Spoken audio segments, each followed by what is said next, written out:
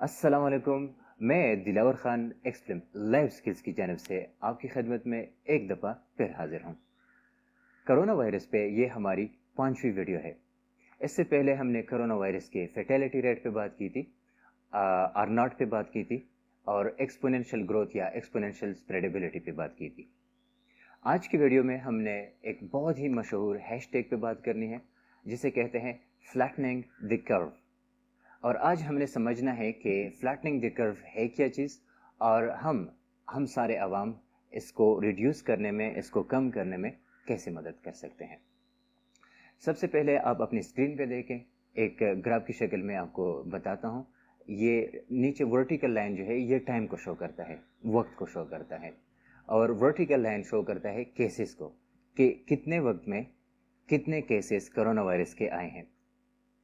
एक दूसरी curve line आपको नज़र आ रही है, ये शो करता है कि ये जो वबा है इसकी पूरी जो शिद्दत है वो इतनी है, मतलब इतने ज़्यादा लोग इस वक्त कोरोना वायरस से इन्फेक्टेड है। और एक और हॉरिजेंटल लाइन हमने ड्रॉ करनी है जो कि शो करता है कि मौजूदा हॉस्पिटल्स जो हैं इनके साथ जो रिसोर्सेज है, जो टूल्स है और इनकी जो कैपेसिटी है ये कितनी है। आपको क्लियर कट नज़र आ रहा है कि इस वक्त मौजूदा हॉस्पिटल्स के रिसोर्सेज इंतहाई कम हैं। तो इसका ड्रॉबैक क्या है?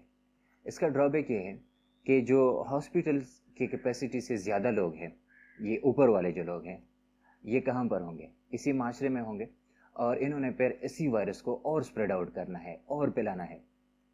दूसरी ड्रॉबैक ये है कि जो लाइन के नीचे लोग हैं इनकी सही तरीके से केयर नहीं हो सकेगा, इनको सही नहीं ट्रीट किया जा सकेगा और इसके साथ साथ जितने भी अवेलेबल रिसोर्सेज हैं वो मतलब कम पड़ जाएंगे।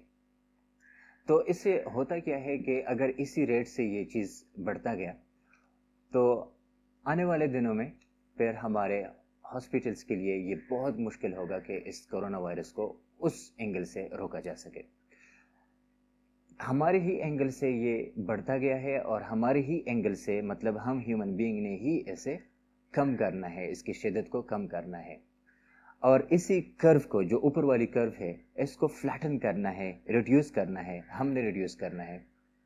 इस दूसरे एग्जांपल में आप देख सकते हैं कि ये कर्व जो है रिड्यूस्ड है,